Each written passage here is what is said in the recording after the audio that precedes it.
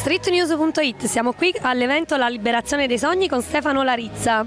Quanti sogni inseguiti e quanti realizzati?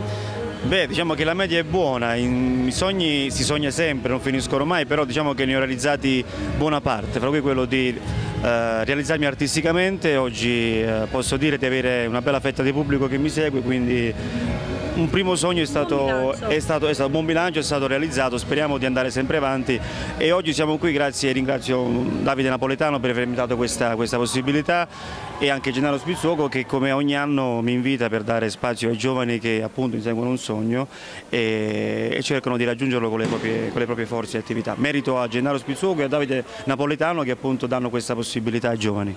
Benissimo, e tu che cosa ti senti di dire ai giovani che cercano di realizzare i propri sogni? Sì, di non mollare mai, di credere in quello che fanno perché oggi è davvero dura, diciamo che rispetto ai miei tempi, non che sia molto vecchio, però oggi diciamo che un po' cantano, ballano, suonano tutti e mi fa piacere, però sono pochi quelli che coltivano la passione, cioè che magari non lo fanno solo per una stagione, quello che lo fanno per sempre, quindi ho conosciuto molti ragazzi che da piccoli hanno cominciato a coltivare questa passione e consiglio loro di continuare nonostante gli ostacoli che questo settore purtroppo insomma, appunto propone, quindi non mollare mai fino alla fine.